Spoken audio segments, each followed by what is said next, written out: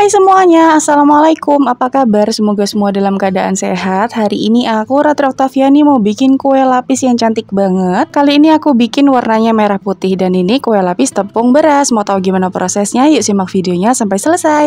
Oke, langsung aja kita mulai teman-teman. Di sini aku sudah siapkan panci dan juga 700 ml santan. Ini akan kita rebus dulu supaya nanti kue lapis yang kita buat itu bisa awet dan lebih tahan lama ya teman-teman.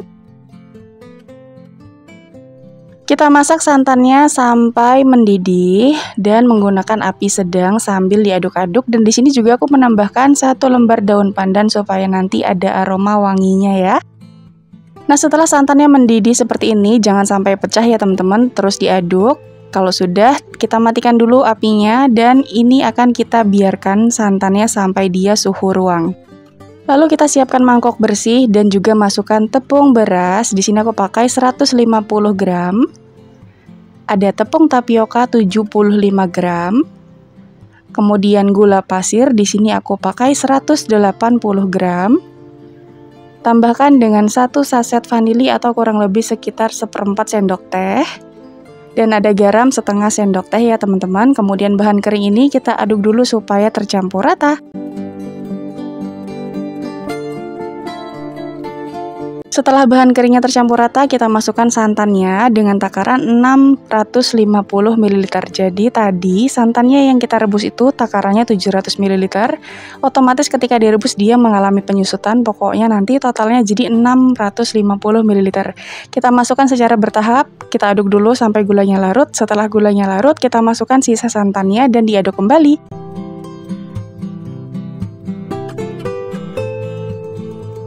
Jika semua bahan sudah tercampur rata, untuk memastikan tidak ada lagi bahan yang bergumpal atau bergerindil, kita saring dulu ya teman-teman. Nah, setelah disaring seperti ini, kita bisa lihat masih ada bahan yang bergerindil ataupun ada kotoran-kotoran yang tersangkut. Kalau sudah, kita bagi 2 sama rata. Oke, ini sudah aku bagi 2 sama rata. Selanjutnya, mangkok yang pertama aku tambahkan dengan setengah sendok teh pewarna putih. Ini bertujuan supaya nanti warna putih yang kita hasilkan itu lebih tegas ya teman-teman. Setengah sendok teh pewarna putih tadi kita larutkan dengan sedikit air hangat atau juga bisa dilarutkan dengan sedikit adonan seperti ini. Diaduk sampai tercampur rata sampai pewarnanya benar-benar larut, tidak lagi ada yang bergumpal.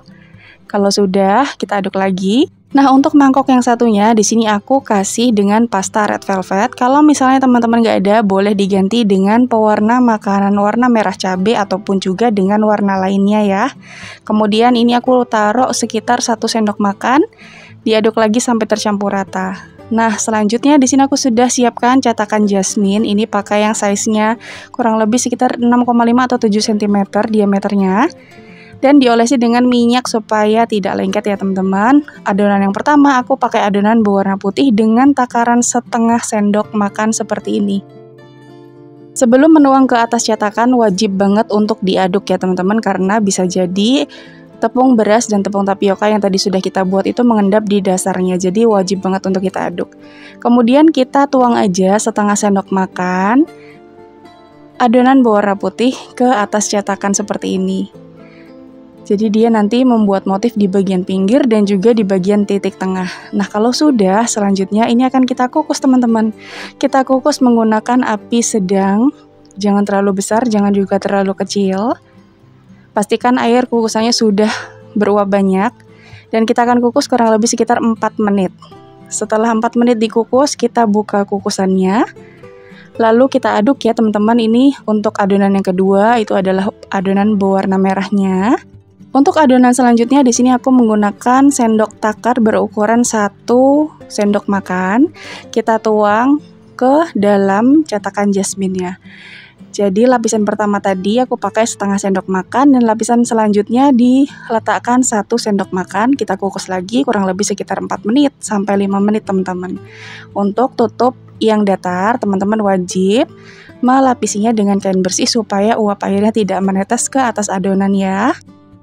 Lapisan selanjutnya di sini ada lapisan berwarna putih. Lagi-lagi jangan lupa untuk diaduk ya teman-teman. Jadi nanti selang-seling putih merah, putih merah, putih merah sampai nanti cetakan yang kita pakai itu penuh teman-teman. Dan setiap lapisan kurang lebihnya dikukus kurang lebih sekitar 5 menit. Atau sekiranya sudah kering bagian atasnya, sudah tidak lengket lagi, boleh diletakkan lagi lapisan berikutnya. Oh iya, buat teman-teman yang baru aja mampir ke channel YouTube aku, minta tolong subscribe-nya dan juga nyalakan lonceng notifikasinya supaya nanti tidak ketinggalan video-video terbaru aku lainnya. Kalau sudah, terima kasih. Nah, ini aku tuang lagi adonan berwarna putih. Oh iya teman-teman, di dalam adonan itu biasanya ada gelembung-gelembung udara. Kalau bisa gelembung-gelembung udara itu diambil ya teman-teman, karena kalau misalnya ikut dikukus itu nanti menyebabkan adonan yang kita pakai di cetakan itu ada rongga-rongganya. Oke, sampai di lapisan terakhir. Ini lapisan terakhir berwarna merah. Kita tuang, jangan lupa untuk diaduk lagi. Setelah itu, lapisan terakhir ini akan kita kukus kurang lebih sekitar 10-15 menit sampai dia benar-benar tanek dan juga matang ya. Setelah dikukus kurang lebih sekitar 10-15 menit, ini adonannya sudah matang. Bisa dilihat, satu cetakan full ya teman-teman. Dan ini akan kita angkat dan didinginkan sampai dia benar-benar dingin, baru dikeluarkan dari cetakan. Oke teman-teman, ini adalah salah satu contoh kue lapis yang sudah benar-benar dingin, baru bisa kita lepaskan seperti ini. Hasilnya wow, cantik banget ya teman-teman, warnanya benar-benar nyata, terus rapi per adonan per lapisannya. Dan udah deh, jadi ini dia hasilnya teman-teman, kue lapis tepung beras warna merah putih atau rasa red velvet dan juga santan, yang hasilnya cantik banget. Warnanya itu benar-benar nyata di setiap lapisannya, terus lapisan per layernya itu juga rapi ya teman-teman. Dia lentur tapi juga tetap kokoh, tidak meleot-meleot banget gitu. Kalau misalnya teman-teman mau menjadikan ini sebagai ide jualan, isian snack box ataupun suguhan, teman-teman bisa mengemasnya dengan mika kotak seperti ini. Apalagi ditambah dengan stiker, supaya nanti tampilannya bisa makin lebih cantik dan juga menambah nilai jualnya. Yuk sekarang kita lihat seperti apa hasilnya. Teman-teman bisa lihat sendiri kalau ini tuh lentur, lembut juga. Memang berbeda kelembutannya dan kelenturannya seperti kue lapis yang menggunakan tepung tapioka. Nah, tapi di sini juga nggak kalah lenturnya. Di setiap layernya bisa dilepas-lepas seperti ini. Siapa yang makannya per lapisan. Wah, ini tuh rasanya enak banget teman-teman. Manisnya juga pas, bukan manis yang lebay banget gitu. Pokoknya teman-teman wajib banget untuk coba ini di rumah. Oke teman-teman, sekian dulu video kali ini. Terima kasih ya udah nonton videoku sampai akhir. Selamat mencoba, semoga berhasil. Sampai jumpa di video selanjutnya. Wassalamualaikum, bye. Jangan lupa like, share, dan subscribe.